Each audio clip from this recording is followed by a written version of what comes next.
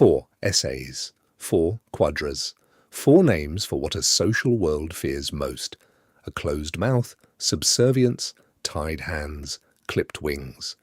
Vera Stratievskaya does not use these names as decorative labels. In each essay, a quadra becomes a whole scene of pressure. Who may speak? Who may command? Who may act? Who may aspire? The effect is striking. A structural grouping begins to feel like a lived moral climate. But that is also the question of this film. What has happened between a typological structure and a social drama? Is the portrait an observation, a theory of history, a literary diagnosis, or all three at once? This is not a verdict on alpha, beta, gamma, or delta.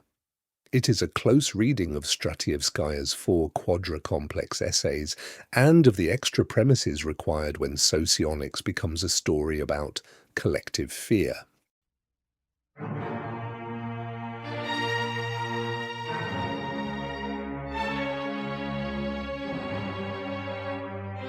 Vera Stratievskaya enters this story as a writer of unusually expansive Socionics portraits. On the biography page of her own site, she says that she was born in 1953, studied in Leningrad, and completed her education at the Herzen Pedagogical Institute in 1978. Her Socionics chronology begins in the early 1990s. She says that she lectured, conducted surveys, and tested people in 1992 and 1993.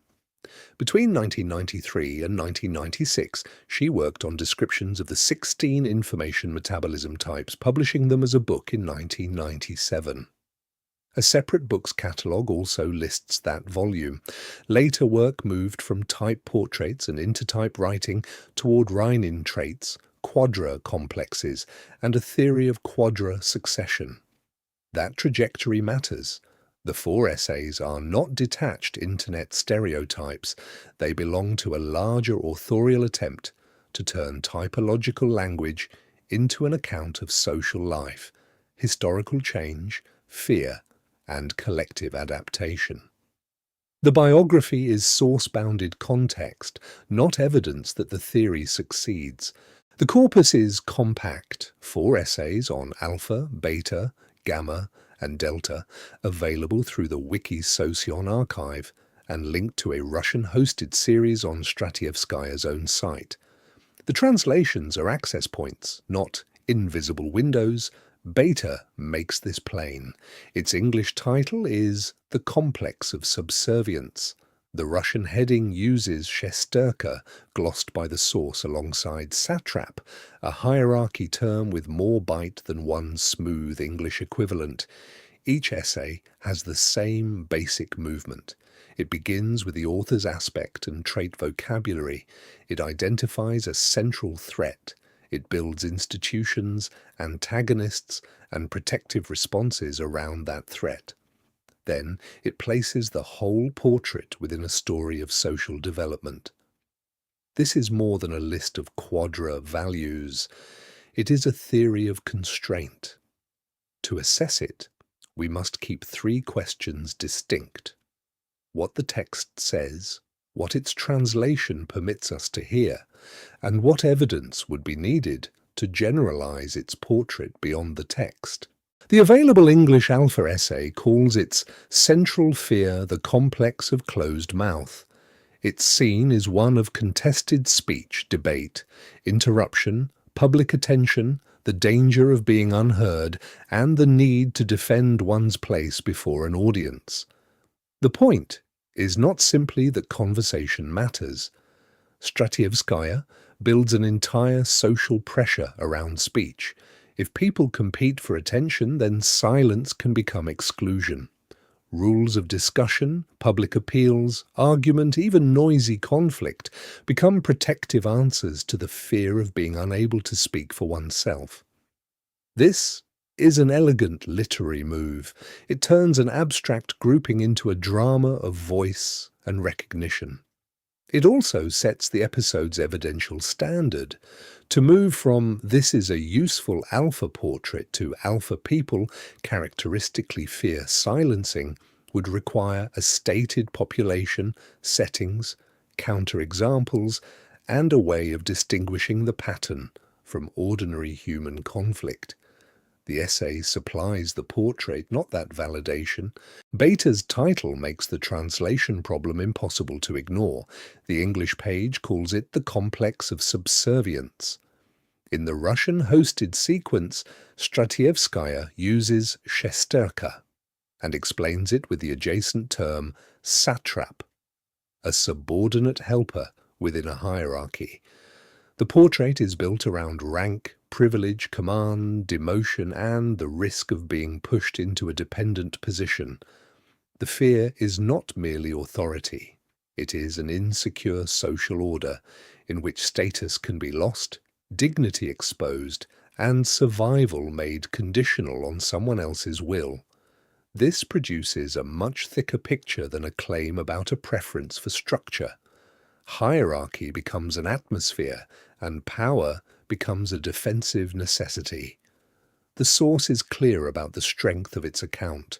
Our task is to preserve that strength without silently converting it into a universal description of every beta individual, organization, or political form. Gamma's complex of tied hands turns from rank to agency.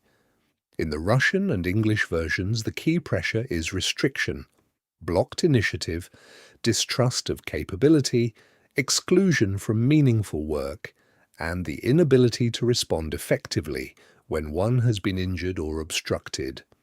Stratievskaya's answer is productive action.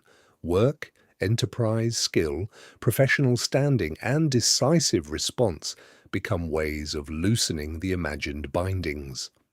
The essay gives Gamma a powerful center of gravity. Not a taste for busyness, but the demand to make oneself effective in a world that may obstruct that effectiveness. This is perhaps the most immediately recognizable of the four arguments. It also shows why a portrait needs a boundary.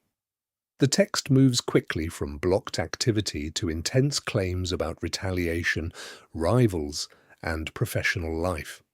For the film, those escalations are evidence of the author's rhetoric. They are not predictions we should repeat about people assigned to Gamma. Delta's complex of clipped wings begins with aspiration under threat. The Russian title closely matches the English image. Plans are cut short, potential is constrained, criticism wounds, and hoped-for achievement can be pulled down before it has taken flight. Stratievskaya then gives this fear a social setting. Creative ambition meets judgment, mentoring can become control, standards can protect quality, yet also become weapons in competition. The essay is not content to say that development matters. It tells a story about who gets to judge another person's development and at what cost. This makes the Delta portrait especially revealing. A positive ideal, free cultivation of ability, arrives alongside an account of envy, status, and defensive authority. The two are not separate themes. They are the mechanism of the complex as the essay presents it. Again, the right response is neither dismissal nor assent. Ask which premise turns an ideal of growth into this particular social drama. Put the four essays beside one another and a repeated design comes into view.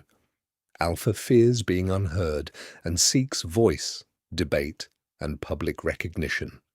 Beta fears degradation in hierarchy and seeks position, order, and defensive power. Gamma fears blocked agency and seeks work, initiative, and effective action. Delta fears frustrated aspiration and seeks development, high standards, and protection for possibility. This table is not Stratievskaya's formal model. It is a TetraTypes reading of the four translations. Its purpose is diagnostic. It lets us see that every complex has three parts. There is a valued good, there is a feared obstruction of that good, and there is a protective response that may itself create new forms of pressure. That last movement matters most. The portraits are not merely flattering or hostile, they describe how a valued orientation can become defensive, then become social structure. That is why they retain interpretive force even where their claims are too broad. Here is the inferential gap that the texts make visible. A conventional quadra grouping can supply a structural starting point. It cannot, by itself, entail a particular history of speech, hierarchy, work, or frustrated aspiration. To reach those conclusions, further premises are needed. Perhaps repeated social interaction gives certain concerns salience. Perhaps groups select environments that amplify familiar strengths. Perhaps historical institutions reward one style and penalize another. Perhaps the portrait is mainly an interpretive lens rather than a causal model. None of those options makes the essays trivial. They simply identify different kinds of claim. A structural model can be checked one way. A historical theory needs historical evidence. A social portrait needs comparison across people and settings. A literary diagnosis needs to be judged for insight, scope, and its handling of counterexamples. The risk comes when four forms of reasoning travel together under one typological label. Stratievskaya's work is valuable because it makes that mixture visible. Why have these portraits stayed memorable? Because they preserve a dimension that a clean typology chart often loses: the felt stakes of a social pattern. To be unheard, lowered in rank, prevented from acting, or cut off from one's hopes are not technical descriptions. They are intelligible human pressures. Stratievskaya gives each one a setting, a vocabulary, and a set of possible defenses. The result is memorable because it is dramatic, morally charged, and easy to recognize in fragments of life. That is a genuine intellectual achievement. A theory that never reaches experience may remain elegant but inert. Yet recognizability is not a measurement procedure. Readers can recognize a conflict because it is common, because it is vivid, because it resembles a past injury, or because the description gives them a compelling role to inhabit. The episode's argument is not that portraiture fails. It is that vividness should prompt better questions about scope, alternatives, and evidence. A strong portrait carries a burden. Alpha itself supplies a useful hedge.